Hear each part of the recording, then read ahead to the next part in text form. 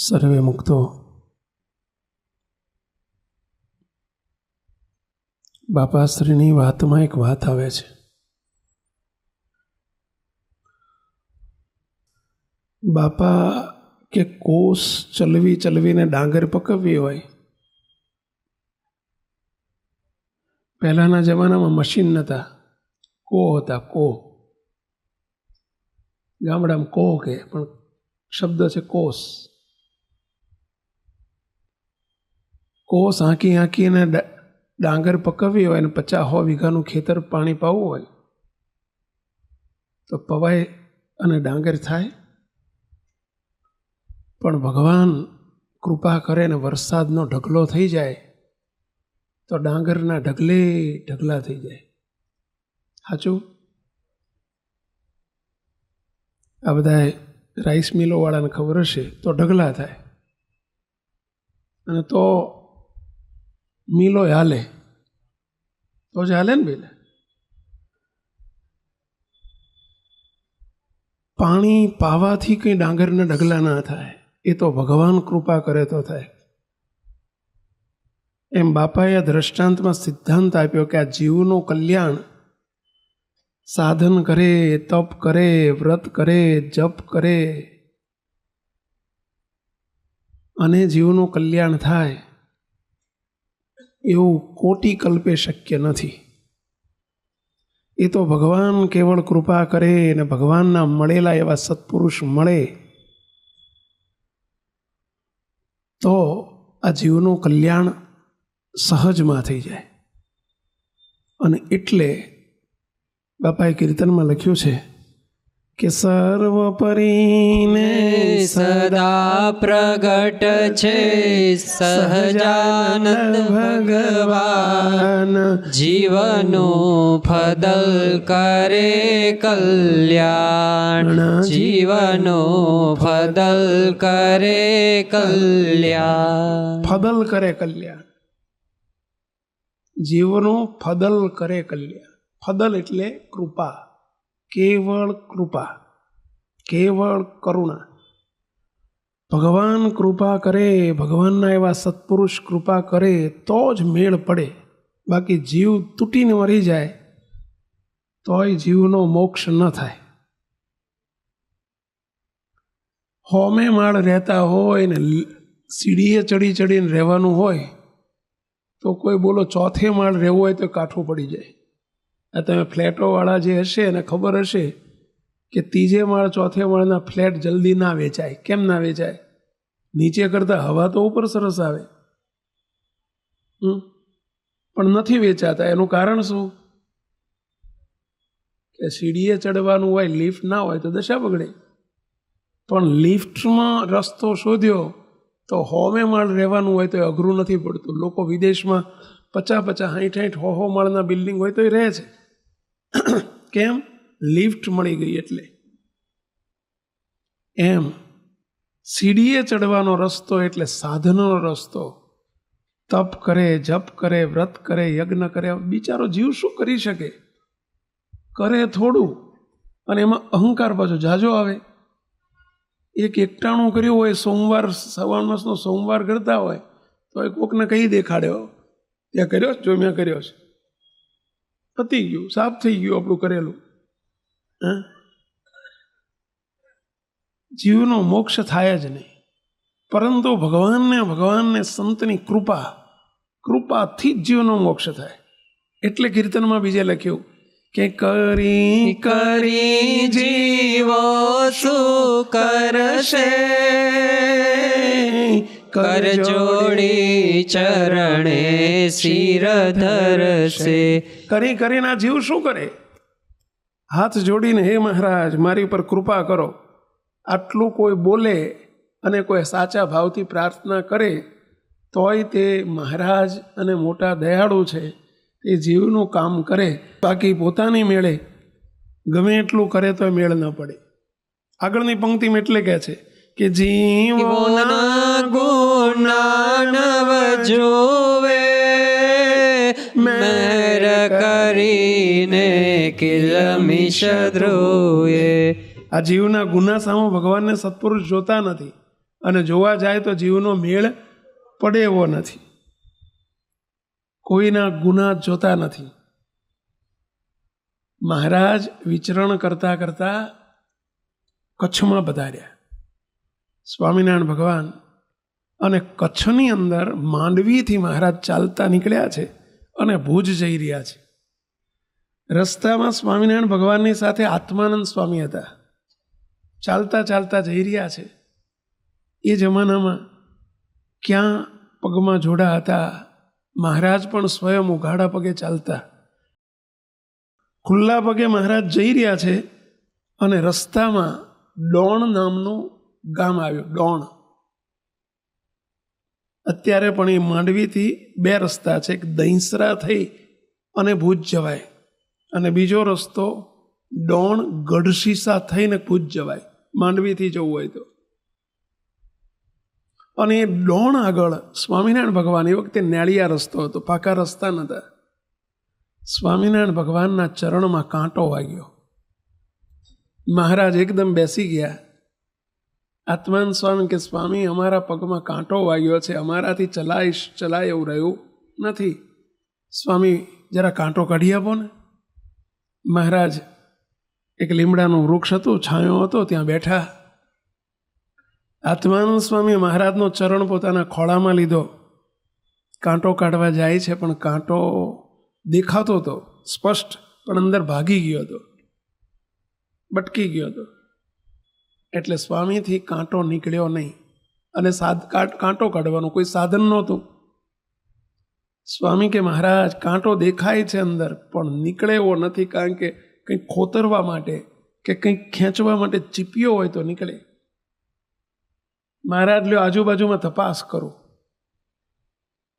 મહારાજ કે જો સામે પેલો ખેતરમાં પેલો ખેડૂત હળ હાંકે છે, એને જઈને પૂછો કે તારી જોડે કંઈ કાંટો કાઢવાનું સાધન ચીપ્યો છે.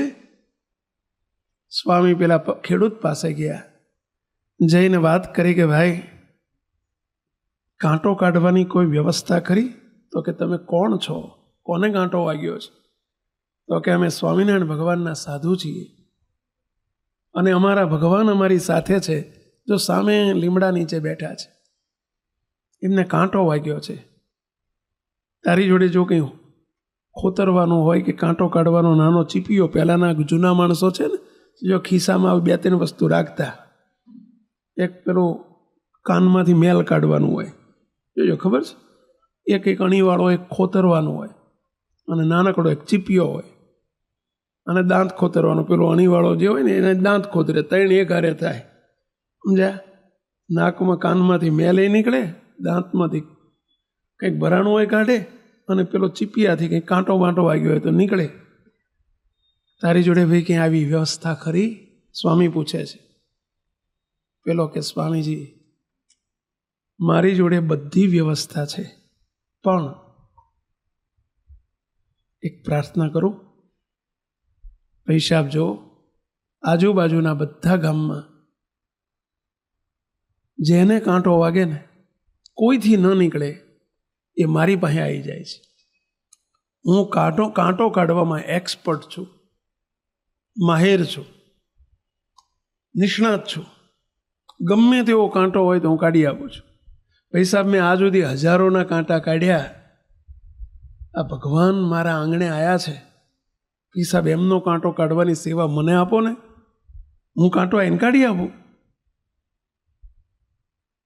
સ્વામી સમજી ગયા કે મહારાજે આના ખેતર આગળ જ કાંટો વાગ્યો નહીં, વગાડ્યો.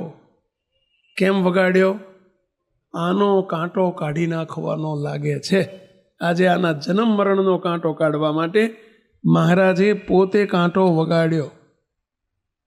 એનો મોક્ષ કરવો હતો ને, એટલે એની કંઈક સેવા ગ્રહણ થઈ જાય ને, એટલે સ્વામી કે ભાઈ હેડે, હું કાંટો કાઢું, મને આવડે કે ના આવડે, અંદર કાઢતા કાઢતા ભાગી જાય, એના કરતાં તું એક્સપર્ટ છું, 2 કામ થાય, તને સેવા મળી જાય, તારું કલ્યાણ થઈ જાય, અને કાંટો નીકળી જાય. સ્વામિનારાયણ ભગવાન પાસે પેલો ચીપિયો અને બધું લઈને આવ્યો. રસ્તામાં વાત કરી કે જો બહુ સર્વોપરી ભગવાન છે, અનંત જીવના મોક્ષ કરે એવા છે, તને દેખાય છે માણા જેવા, પણ માણા નથી, આ સ્વયં ભગવાન છે. ઓલિયાને દેખાય માણા જેવા ને ભગવાન સમજાય કેવી રીતે? એટલે થોડાક વચ્ચે ઓક્સિજનના બાટલા ચડાયા, એટલે કે મહિમા કહેતા કહેતા એને લઈ આવ્યા. ઓલિયાને થોડો મહિમા કરેલો, એના ખોળામાં ભગવાને ચરણ મૂક્યો, અને જ્યાં પેલા ચરણારવિંદ મૂક્યા અને ચરણ હામું જોયું, કાંટો સ્પષ્ટ દેખાય. અરે પ્રભુ, આ તો રમત છે, હમણાં કાઢી નાખો એમ કહીને પેલા ચીપિયાથી ખોતરીને સેજે ફટ દઈને કાઢી નાખી. બતાવ્યો, જો પ્રભુ આ કાંટો નીકળી ગયો. સ્વામિનારાયણ ભગવાન કે ભાઈ, તે અમારો કાંટો કાઢ્યો, જા, તારા અનંત જન્મ મરણના ફેરાનો કાંટો આજથી અમે કાઢી નાખ્યો. હવે તારે જન્મ નહીં ધરવો પડે, તારે જન્મ નહીં ધરવો પડે. પેલો હાથ જોડીને રાજી તો થયો, ઊભો તો રહી ગયો. પ્રભુ, તમે મારી પર મહેર કરી, પરંતુ મને એક સંશય થાય છે, એક પ્રશ્ન થાય છે, પૂછું? પ્રભુ કે પૂછ. પ્રભુ, હું તો તમને ઓળખતો નથી, પરંતુ આ તમારી જોડેવાળા સાધુએ તમારો ખૂબ મહિમા કીધો છે કે તમે અનંત જીવના કલ્યાણ કરવા માટે આ તમે દેશ વિદેશમાં વિચરો છો, આવા કષ્ટ સહન કરો છો, ચાલતા નીકળ્યા છો, તમે સ્વયં ભગવાન છો, અનંત ભગવાનના ભગવાન છો, એવું મને બધુંય આ સ્વામીએ ખૂબ કીધું છે. પ્રભુ, મેં તમારો કાંટો કાઢ્યો, એના બદલામાં તમે મને બહુ મોટી વાત આપી દીધી. અનંત જન્મના ફેરા ટાળવાના આશીર્વાદ આપી દીધા, જન્મ મરણનો કાંટો કાઢવાના આશીર્વાદ આપી દીધા. પણ પ્રભુ, એક વાત પૂછું? તમે મને ઓળખતા નથી. વિચારો, શું એને સમજણ પડે એટલે વિચારો કે તમે મને ઓળખતા નથી. પ્રભુ, હું હત્યારો છું, મારાથી એક બ્રહ્મહત્યા થઈ ગયેલી છે. મારા માથે એક બ્રહ્મહત્યા, બ્રાહ્મણની હત્યા મારાથી નાનપણમાં થઈ ગઈ છે, અને મારા માથે બ્રહ્મહત્યાનું પાપ છે. પ્રભુ, કર્મનો સિદ્ધાંત એવું કહે છે કે કરેલા કર્મ ભોગવવા જ પડે, એવું કર્મનો સિદ્ધાંત કહે છે. તમે એક બાજુ એમ કહો છો કે જા તારા કર્મ ઉપર, કર્મની રેખ પર મેખ મારી દીધી, ચોકડી મારી દીધી. બીજી બાજુ એમ કર્મનો સિદ્ધાંત એવું કહે છે કરેલા કર્મ ભોગવવા પડે. તો મારા માથે જે આ બ્રહ્મહત્યાનું પાપ છે, મારાથી કુકર્મ થઈ ગયો છે, તો મારે જન્મ ધરવાના નક્કી છે, અથવા મારા માથે જે કંઈ એનું પાપનું ફળ ભોગવવું પડે એ મારે ભોગવવું પડશે. પણ તમે તો કહો છો કે જા, તને આ તારો છેલ્લો જન્મ, હવે તારે બીજો જન્મ નહીં ધરવો પડે. તો પ્રભુ, સાચું શું? મને તર્ક કુતર્ક થાય છે, શંકા થાય છે, સંશય થાય છે કે કર્મનો સિદ્ધાંત શું ખોટો, અને એ જો સાચો હોય તો તમે ખોટા. બેમાંથી સાચું શું? સ્વામિનારાયણ ભગવાન એ વખતે જવાબ આપે છે, મહારાજ કે ભાઈ, તારી વાત સાચી છે, કરેલા કર્મ ભોગવવા પડે. તું કહે છે કે તમે મને ઓળખતા નથી, પણ હે ભાઈ, તને આ જન્મમાં તું કોણ છે એમ નથી, એમ નહીં, આગલા જન્મમાં, આગલા જન્મમાં, આગલા જન્મમાં, બોલ, તારા 100 જન્મની હું તને તારો હિસ્ટ્રી કહી દઉં, ઇતિહાસ કહી દઉં, તું કયા જન્મમાં કોણ હતો. અમે બધું જાણીએ છીએ કે તારા માથે બ્રહ્મહત્યાનું પાપ છે, અને છતાંય અમે આશીર્વાદ આપ્યા છે. પણ પ્રભુ, કરેલું કર્મ નહીં ભોગવવું પડે? મારે બ્રહ્મહત્યાનું પાપ નહીં ભોગવવું પડે? ત્યારે સ્વામિનારાયણ ભગવાન કહે છે, ભાઈ, તારી જોડે કોઈ ₹1,00,000 માગતું હોય અને તું હાથ જોડીને કગરી પડે કે ભાઈ સાહેબ, મારો વેત નથી અને મારી પર કૃપા કરો, ઓલો શેઠિયો રાજી થઈ જાય અને કહી દે કે જા, તારા ₹1,00,000 માફ, નથી લેવા, તો ધણીનો કોઈ ધણી છે? માફ કરીએ કે ના કરીએ કે? એટલે તમને પૂછું, માફ કરીએ કે ના કરીએ કે? મહેન્દ્રબેન, નરેન્દ્રભાઈ કરીએ કે ના કરીએ? કરી દે.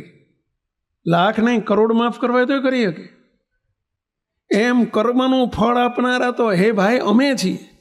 અને અમે એમ કહીએ છીએ કે જા તારી કર્મની રેખ પર મેઘ ચોકડી મારી દીધી, તારું ખાતું ચૂકતે, તો તને શું વાંધો છે? કર્મ ભોગવવા પડે. પણ જ્યારે ભગવાન મળે ને ભગવાનના મળેલા સત્પુરુષ મળે અને ત્યારે એમનો જો રાજીપો થઈ જાય તો તું શંકા ન કરીશ, સંશય ન કરીશ. તારા કુકર્મની ઉપર મેં ચોકડી મારી દીધી. ભલે તારા માથે બ્રહ્મત્યાનું પાપ હોય, પણ તે આજે બહુ મોટી સેવા થઈ ગઈ છે તારી. હવે આ મોટી સેવા હતી કે નાનકડી સેવા હતી? પણ મોટી સેવા કેમ કીધું? સેવા જેની કરી હતી ને એ બહુ મોટા હતા, એટલે એની સેવા મોટી કહેવાય. રાજાને પાણી પાવ ને તમે, હવે પાણી એક ગ્લાસ પાણી પાવ તો એ કંઈ મોટી સેવા ના કહેવાય, પણ કોને પાયું? રાજાને પાયું, એટલે મોટી સેવા થઈ જાય ભાઈ. અને એના બદલામાં રાજા ધારે તો એને ભિખારીપણું કાઢી નાખે કે ના કાઢી નાખે? બોલો. એને ધારે તો રાજા કહી દે કે જા તારે 5 ગામ બેઠ, તો આપી શકે કે નહીં પેલા? હવે આટલી સેવામાં આટલું બધું ભાઈ રાજાને પાણી પાયું છે. એમાં કાંટો કોનો કાઢ્યો હતો? મહારાજના ચરણમાં કાંટો કાઢ્યો હતો. સ્વામિનારાયણ ભગવાને એના જન્મ મરણના કાંટા કાઢી નાખ્યા. મુક્તો આને કહેવાય ફદલમાં કલ્યાણ, આને કહેવાય મફતમાં કલ્યાણ, આને કહેવાય કૃપાથી કલ્યાણ. હવે એ તૂટીને મરી જાય તોય તે મેળ પડે, અનંત જન્મે મેળ પડે, અને એમાં આવા પાપ કર્મ કર્યા હોય મેળ પડે. આપણા બધાનો આવી રીતે મેળ પડી ગયો છે. આને કહેવાય કારણ સત્સંગ. આ કારણ સત્સંગ, આ કારણ સત્સંગની ભૂમિકા છે. કાર્ય સત્સંગ આખો સાધનનો માર્ગ છે, અને આ કારણ સત્સંગ એ કેવળ કૃપાનો માર્ગ છે. આટલો તફાવત છે. કાર્ય સત્સંગ એ સીડીનો માર્ગ છે, કારણ સત્સંગ એ લિફ્ટનો માર્ગ છે. લિફ્ટનો માર્ગ છે. મોક્ષના 2 માર્ગ છે, એક વિહંગ માર્ગ અને બીજો પીપીલિકા માર્ગ. પીપીલિકા એટલે કીડીનો માર્ગ. તમને બધાને પ્રશ્ન પૂછું કે ભાઈ કીડીને ઈચ્છા થાય કે મારે છપૈયાની જાત્રા કરવા જવું છે. હવે છપૈયા ક્યાં આવ્યું? પહેલાં ધોળકા જોડે આવ્યું? ક્યાં આવ્યું? ઉત્તર ભારતમાં. અહીંથી કેટલા? લગભગ 1000 કિલોમીટર હશે. હવે કીડીને ઈચ્છા થાય કે મારે જાત્રા કરવા જવું છે ને છપૈયા દર્શન કરવા જવું છે. હવે કીડી ચાલતી ચાલતી ચાલતી જાય તો એનાથી છપૈયાની જાત્રા થાય કે ના થાય? ના થાય. કેમ ના થાય? અરે એ રસ્તા ઉપર જતા જતા કોઈક વાહન નીકળે, કોઈકનો પગ નીકળે, જાય સ્વામિનારાયણ એના છુંદા ભૂલી જાય. હવે એ છપૈયા ક્યાં રહ્યો? પરંતુ તમારા જેવો કોઈક જતો હોય દર્શન કરવા અને તમારા ભાતાના ડબ્બામાં બેસી જાય એ કીડી, તો બોલો જલસા કરતી કરતી છપૈયા પહોંચી જાય કે ના પહોંચી જાય? બોલો. વડા ને પૂરીઓ ને થેપલા ને મોહનથાળ ને મગજ ને હુખડીને જે કર્યું હોય એ ખાતી ખાતી પહોંચી જાય કે નહીં પહેલાં? બસ એવું છે. આપણે બધા ભગવાન સુધી, આ સ્વામિનારાયણ ભગવાન એમના દર્શન હોય જ ક્યાંથી? ત્યાં સુધી આપણે પહોંચી શકીએ એમ નથી.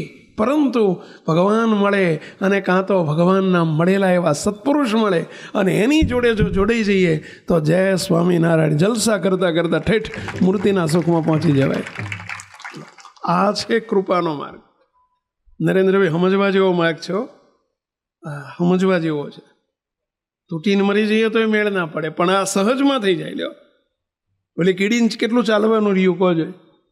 બોલો. ટ્રેનમાં બેઠી બેઠી જાય, હાલવાની ક્યાં વાત છે? પણ કોકની સાથે અંદર ડબ્બામાં બેસી ગઈ તો, નહીં તો પોતાની મેળ ના પડત. એમાં આપણે શું કરીને જીવ કરી શું શકે? શું કરી શકે કહો? ક્યાં જીવનો મેળ પડે?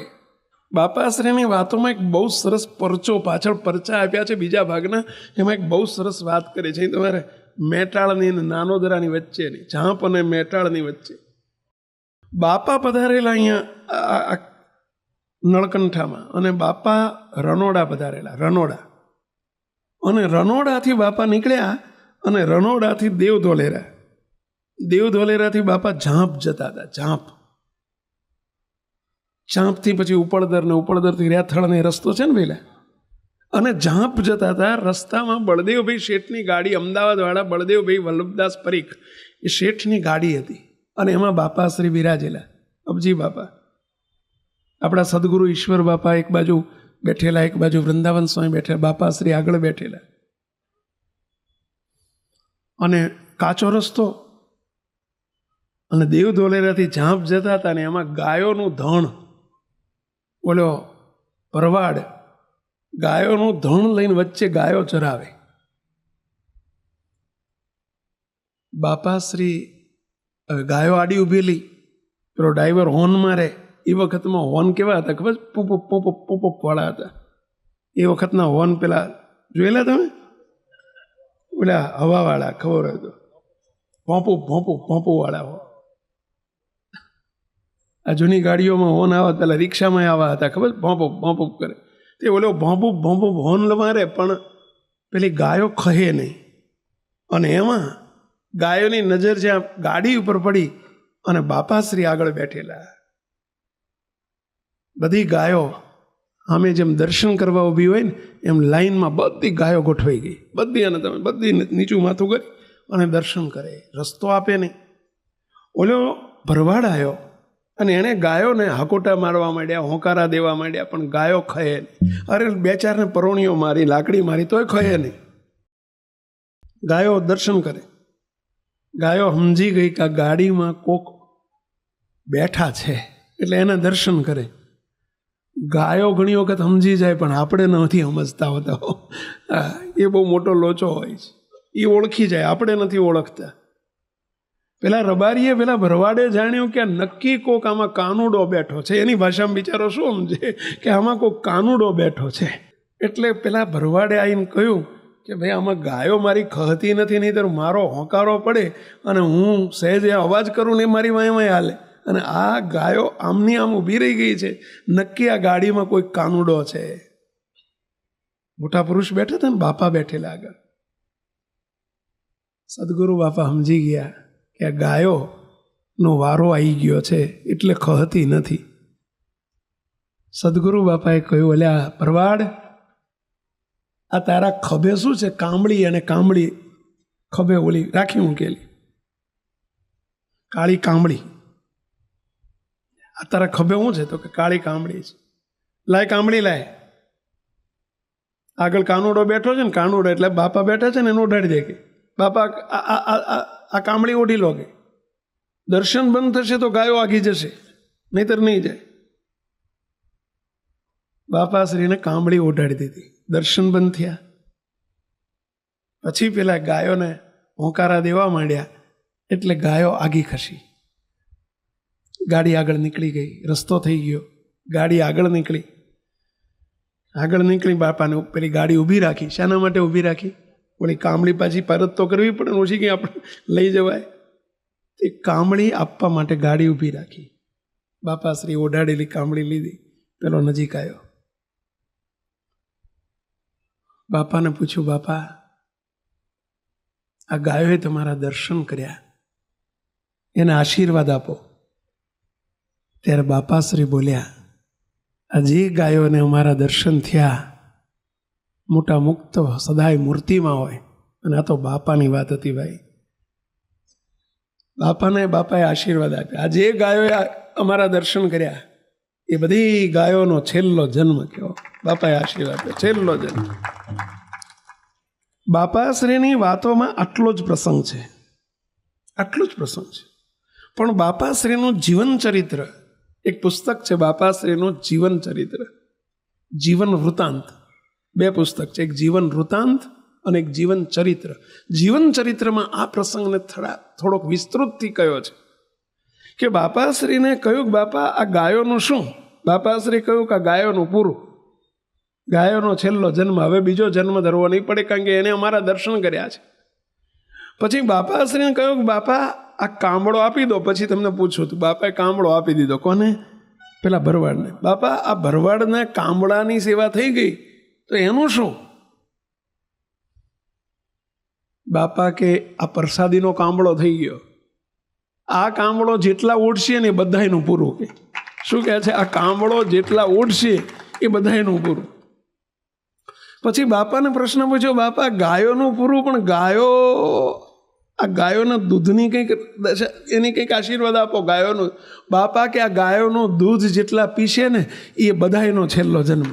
બોલો, આ કરુણા તો જો કોઈને વિશ્વાસ ના આવે એ વાત છે.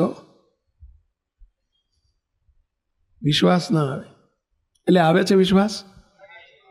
કેટલાને આવે છે? આંગળી ઊંચી કરો જોઈએ. કેટલાના વાતમાં વિશ્વાસ આવે છે? હું તમને એક પ્રશ્ન પૂછું. ઘણાને એમ થાય કે આમ કલ્યાણ થઈ જતું હોય છે, એમ બોલે એટલે થઈ જાય, એમ બોલે એટલે થઈ જાય. આ કોઈ સામાન્ય માણસ નહોતા બોલ્યા. કોણ બોલ્યું બોલ્યા? આ તો બાપા બોલ્યા. બાપાના બોલનારા કોણ હતું બોલ્યા? મહારાજ બોલ્યા. મુક્ત તો એટલે થાય, એટલે થાય. હવે એમાં આપણે અવિશ્વાસ કરીએ કે સંકલ્પ કરીએ કે સંશય કરીએ તો આપણા જેવો બીજો મૂર્ખ કોણ? કંઈ લેવા દેવા વગર મુક્તો ભગવાનને, ભગવાનના મુક્ત, ભગવાનને ભગવાનના સંત ધારે તે કરે. અનંત જીવના કલ્યાણ કરવા માટે તો એ પધાર્યા છે પેલા. ભગવાનને સત્પુરુષનો પ્રગટ્ય જ એના માટે હોય. આ જીવના કલ્યાણ થાય એવા નથી કોટી કલ્પે, પણ આના માટે મોક્ષ કરવા માટે ભગવાનને સત્પુરુષ પધારે છે. અને આ તો કહ્યું ને પેલા કારણ સત્સંગ છે કે દિવ્ય કારણ સત્સંગમાં સુણો જિજ્ઞાસો શ્રીજી મળે મોક્ષ થાય છે. દિવ્ય કારણ સત્સંગમાં સુણો જિજ્ઞાસો શ્રીજી મળે મોક્ષ થાય છે. આ ભગવાન મળે કાં તો ભગવાનના મળેલા મળે તો જીવનો મોક્ષ સહજમાં થાય. તમે કહેશો કે સ્વામી આજે અમે બધા આવ્યા તો અમારું પૂરું? અમે તો પ્રાર્થના કરી છે, વિશ્વાસ આવે તો પૂરું. મહારાજને પ્રાર્થના કરી છે કે હે મહારાજ, આ સભા તમારી છે, પ્રગટ તમે બિરાજમાન છો, મોટા પુરુષ બિરાજમાન છે, અહીંયા બાપા બિરાજે છે, અનંત મુક્તો બિરાજે છે. હશે કે નહીં હોય? પહેલા હશે કે છે? હશે કે છે? કેટલાને વિશ્વાસ છે કે છે? તો એમની સભા છે ભાઈ. અને એમની સભામાં હે મહારાજ, હે દયાળુ જે બેઠા છે અને પ્રસાદી જમે એનું પૂરું કરજો મહારાજ. પણ બે શરત છે. બે શરત છે. એક, એના વચનમાં વિશ્વાસ રાખવાનો. કોઈ દિવસ ભગવાનને સત્પુરુષના વચનમાં સંશય નહીં કરવો, કદી નહીં કરવો. એમની વચન કે આજ્ઞા એમાં સંશય નહીં કરવો. એક મોટું શીખજો બધા આજે આવ્યા છો. કોઈ દિવસ વિચાર નહીં કરવો. સંશયાત્મા વિનશ્યતિ. ભગવાનને સત્પુરુષના વચનમાં સંશય જેને હોય કે એના વચનમાં વિશ્વાસ ન આવે એટલે એનો વિનાશ નક્કી હોય. સંશયાત્મા વિનશ્યતિ. ગમે તેવું વચન કે મુક્તો, પણ એમના વચનમાં કોઈ દિવસ સંકલ્પ નહીં કરવો. આ એક શીખજો બધા આવ્યા છો. બીજી શરત, કોઈ દિવસ ભગવાન કે ભગવાનના કોઈ મોટા મુક્ત કે આ બધો કારણ સત્સંગનો સમાજ છે, ભૂલે ચૂકે પણ કોઈના અવગુણ અભાવ એમાં નહીં પડવું. અભાવ ગુણ મારી નાખે, ખતમ કરી નાખે. આપેલા ગમે એટલા મોટા આશીર્વાદ હોય તો એ આશીર્વાદ મહારાજને આપતા આવડે અને લેતા આવડે. અભાવ ગુણને અપરાધમાં નહીં પડવાનું. અને બીજું કીધું, કોઈ દિવસ ભગવાનને સંત મોટા મુક્તના વચનમાં સંશય નહીં કરવાનો. મુક્તો આ બે વસ્તુ મારી નાખે. મહારાજના આપેલા આશીર્વાદ હતા અલૈયા ખાચરને. અલૈયા ખાચરને સ્વયં શ્રીજી મહારાજે આશીર્વાદ આપ્યા હતા, હે અલૈયા ખાચર, તમારી ડેલીમાં જેનો દેહ પડશે એને અમે ધામમાં તેડવા આવશું. એમના નોકર જેલો હતો એનું કલ્યાણ કર્યું, એમના બળદનું કલ્યાણ કર્યું, પરંતુ અલૈયા ખાચરનું રહી ગયું. બોલો, આશીર્વાદ ખોટા પડે?